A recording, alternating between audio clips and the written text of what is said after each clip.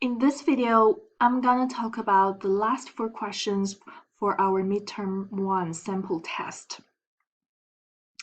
Okay, question 16. At time 0, Malfoy Enterprises bonds sell for $1150. The bonds have a 10-year maturity, an annual coupon of $100, and a par value of $1,000. What is their expected current yield in the first year? Okay, we can just start with the formula of current yield. Okay, if we go to the formula for chapter 5, we know that the current yield for a bond is the coupon payment divided by beginning price. Okay, so for question 16, we can just easily use this, the coupon payment, which is 100 given by the question, divided by 1150, okay, which should be 8.7%. Okay, all the other informations in the question, such as the maturity and par value, is not being used here. Okay. Question 17. Assume that you're considering the purchase of a 20-year non-callable bond with an annual coupon rate of 9.5%. The bond has a face value of $1,000 and it makes semi-annual interest payments. If you require a 9.6% nominal yield to maturity on this investment, what is the maximum price you should be willing to pay for the bond? So we're looking for the bond price, and we know this is a 20-year annual bond. We know the coupon rate, face value, and we know the nominal yield to maturity of this bond. Okay, excuse me, this bond is a semi-annual bond. It pays semi-annual interest payments. Okay, while the coupon rate here we get is the annual rate. Okay, so this bond is a semi-annual bond. But remember, usually in questions, the rates we get are usually annual rates. So the coupon rate here is annual rate. The yield to maturity here is also a nominal annual rate. Okay, so let's look at the solution here. Okay, the par value we should input as our future value in the calculator should be 1,000. And because the coupon rate is 9.5%, we need to use this coupon rate divide by 2. Okay, so we have 9.5% divided by 2, we should get 4.75%. Okay, and then we use this rate, coupon rate divided by 2, multiplied by the par value 1,000. So the payment or the coupon payment for each period or each half year would be 47.5. Okay, and this should be the payments we input on our financial calculator. We know the years to maturity is 20 years. Okay, so we need to multiply by 2 to get 40 half years as n. Okay, this is the n we input in the financial calculator.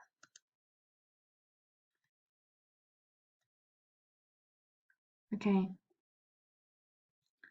future value should be 1,000, n should be 40, the par value should be the payment. Okay, what else? We also know that our yield to maturity is 9.6%. However, we need to divide it by 2. Okay, so this is the interest rate we're going to input in the financial calculator. This is the half-year rate or semi-annual interest rate. Okay, future value is 1,000. As after we input these four values, we compute for present value. We should get 991.18, and you should get actually a negative number on your calculator, okay? Because this is what you are paying today to purchase the bond. And then for the next 40 months, you're gonna get $47.5 as the interest payments as your income. And then after 40 months, you will get 1,000 par value. Okay, this is for solving for bond price for semi-annual bond. You need to make changes to N, I payments, so they're all semi-annual numbers. Okay, this is question 17. Let's look at question 18. XYZ Corporation bonds currently sell for 1 to 75. Okay, so we know the bond price. They pay a $90 annual coupon, have a 25-year maturity, and 1,000 par value. But they can be called in 5 years at 10.50. Okay, so we know the annual coupon amount, years to maturity, and par value, but we also know the call price, 10.50, and years to call, 5 years. Assume that no costs other than the call premium would be incurred to call and refund the bonds. And also assume that the yield curve is horizontal with rates expected to remain at current levels on into the future. What is the difference between these bonds, yield to maturity and yield to call? Okay, so we need to calculate both yield to maturity and yield to call and take the difference of them to find the right solution. Okay, let's go to the solution here. If we hold this bond to maturity, our N should be years to maturity, given by the question, 25 years. Our present value would be the bond price today, $12.75. Payment would be the annual payment, 90. Our future value would be the par value, 1,000. That's what we're gonna get after 25 years. Interest will be the yield to maturity. We can just compute for it, and we should get 6.7 from the calculator. So the rate should be 6.7%. This is an annual rate. If the bond, however, is called in 5 years and should be changed to 5, present value is still the bond price, $12.75, not changed. Payment should also be the same coupon payment, 90. However, the call price would be 10.50. Okay, it will be paying you more than the par value after 5 years if they call it back. Compute for I/Y, we should get 3.79 as the yield to maturity, and we add back the percentage sign. Okay, and then we take the difference, it should be 2.92%. Okay, I have another question here. Do you think the firm would call back the bond?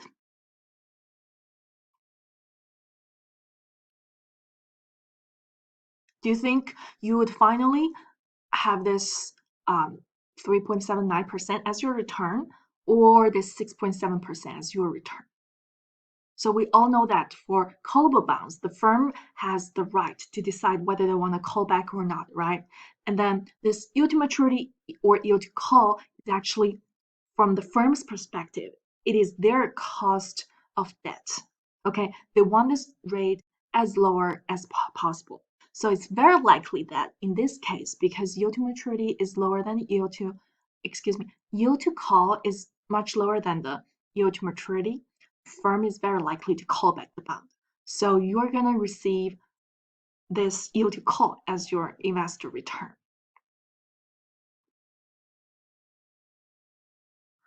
Okay, let's look at question 19. O'Brien Limited's outstanding bonds had 1,000 par value. They mature in 25 years. Their nominal yield to maturity is 9.25%. They pay interest semi-annually. They sell at a price of 925. What is the bond's nominal coupon interest rate? Okay, so we know this is a semi-annual coupon. We know the par value. We know the years to maturity, even though we need to multiply by 2, so we know the number of half years. We know the nominal yield to maturity, which is an annual rate, so we need to divide that by 2, so we have the semi-annual rate. And we know the bond price. Okay, input all of these and compute for interest rate, which will give us the semi-annual, which will give us the semi-annual interest payment. And then we can use that payment to divide by the par value to get the semi-annual coupon interest rate, and then multiply that by 2 to get the nominal coupon interest rate. Okay, let's look at the detailed solution here for question 19. First, use the data provided to find the dollar coupon payment per 6 months, then multiply by 2 to get the annual coupon, then divide by par value to find the coupon rate. One could use the indicated data and solve for the price.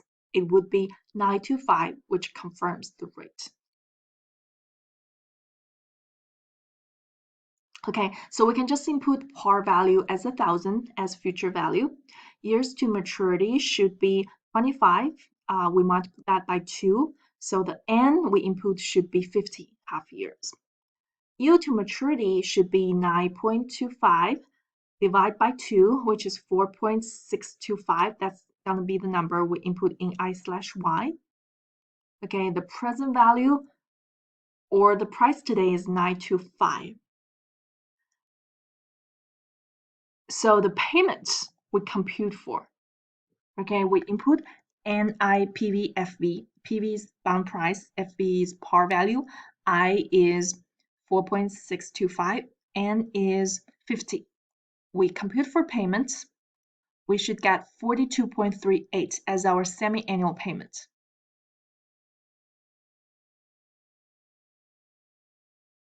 Okay.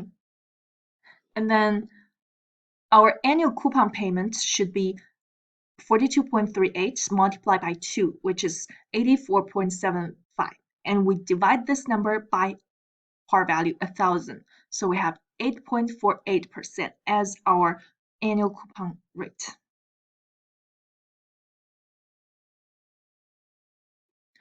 Okay, that's all the questions for our sample test for midterm 1. Please contact me if you have any questions.